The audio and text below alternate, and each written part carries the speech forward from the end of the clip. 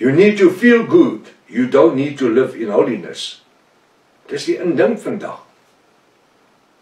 Om deel te wees. Ek gaan maar weer in Engels sê, to feel wanted. Dit gaan oor heiligmaking. My Bybel sê nie is hoe jy voel nie. My Bybel sê wees heilig, want Yahshua is heilig. Hy roep ons tot heiligmaking. So wat gebeur? Die woord leer ons gaan by dit uitkom, in die groot verdrukking, gaan Vader Jahwe bewerk dat daar 'n oorblyfsels uit Israel gered gaan word. Kom ek sê, uit die volk Israel gered gaan word. Want Vader Jahwe het 'n heidense bruid, in Engels 'n Gentile bride, dis ons, wat deur wedergeboorte, ons wie heidene was, wat tot bekering gekom het, en wat deur wedergeboorte onderdompel is, en ons het die bruilofskleed aangetrek, Galasië 5 vers 23 tot 29.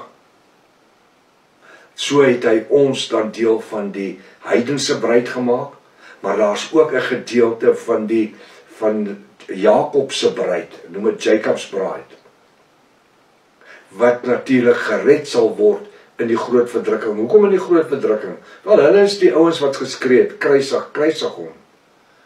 Toe Pontius Pilatus sy hande in water was en sê, ek vind geen skuld aan Yahshua, toe sê hy, kruisig hom, laat Barabbas gaan. Kruisig hom. Toe was Pontius Pilatus sy hande in water. Hy sê, ek vind geen skuld aan hom nie, laat sy bloed op julle en julle kinders en julle nageslagte wees. Hulle roep die wraak van Jahwe op hulle self. Maar ook het dit veroorsaak dat die evangelie na die heidene toe gaan. En tot vandag toe word die evangelie van genade aan die heidene bedien. Jy het hier en daar 'n joetjie wat tot bekering kom. Hier en daar, in die mindere. Maar hulle is nou besig, die ortodokse Jode is nou besig om reg te maak vir die Messiah. Hulle selfs die Heifer het hulle nou geslag en of hulle het hom gebrand om te oefen vir die derde tempel. Man, gaan luister na my reeks, die leen van die derde tempel, asseblief, ek vra jy mooi, gaan luister na die reeks van die leen van die derde tempel. Gaan op my webtuiste, klik in, die leen van die derde tempel, die leen van die derde tempel, klik op deel 1 en stap deurom, maak van hom 'n studie, stap deurom. En as ek verkeerd is, asseblief, help my reg. Vat my saam met jou hemel toe, moenie alleen gaan nie, ek deel met u alles wat ek het.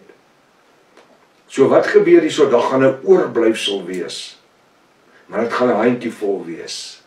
Daar waar Yahshua in Openbaring 19 vers 11 sy voet op die Olyfberg kom sit, en die Olyfberg in 2 gaan skeur, en die dal van Albeginon gaan skielik sigbaar word. Die Bybel sê, dis waar die perde in hulle stange sal loop, tot in hulle bloed. Dan wil ek vir u sê, dis net voor die slag van Armageddon.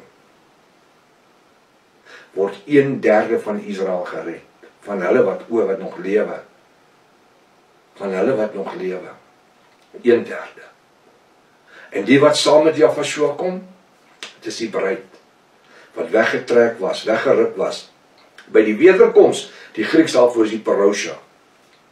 Daar wanneer hy kom op die wit perd, Openbaring 19 vers 11, is die harpacho, is die rapture, die wegraping. By die wederkoms word nie genoem die rapture nie. It is the coming in Engels, die parousia in die Grieks. So ek verwag 'n parousia, 'n wederkoms wegrukking.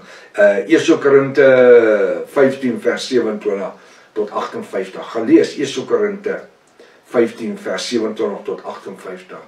Apostel Paulus kom en hy sê, in 'n oomblik, in 'n oogwink gaan ons verander word uit hierdie verganklike liggaam in 'n verheerlike liggaam, Yahshua tegemoet in die lig. En daar gaan ons saam met hom verander.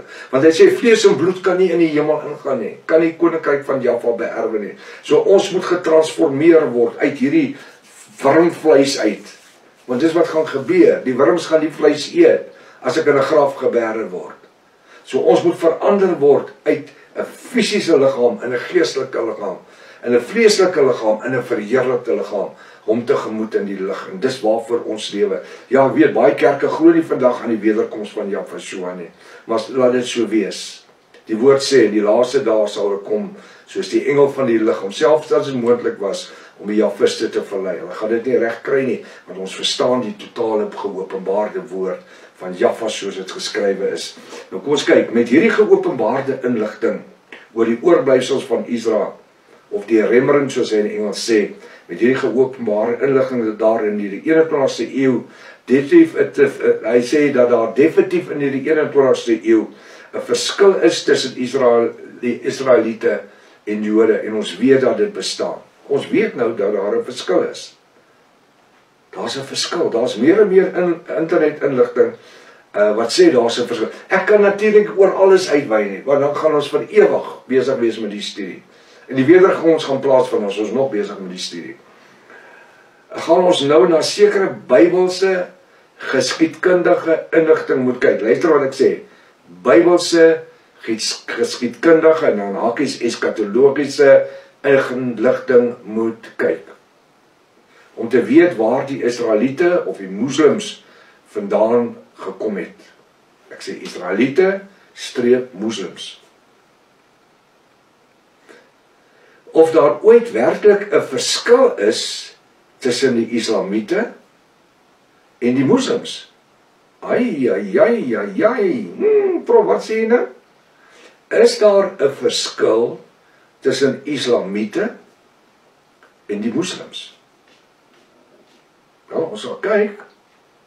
En waar dit vandaan gekom, want die moslems of Islamiete gebruik ook die Christen Bybel, die 1611 King James Bybel, om te verduidelik waar kom hulle vandaan. En weet jy wat, hulle haal die Bybel aan. Wat sê u? En ek gaan hierso stop. Wat sê u? Is daar 'n verskil tussen moslems en Islamiete?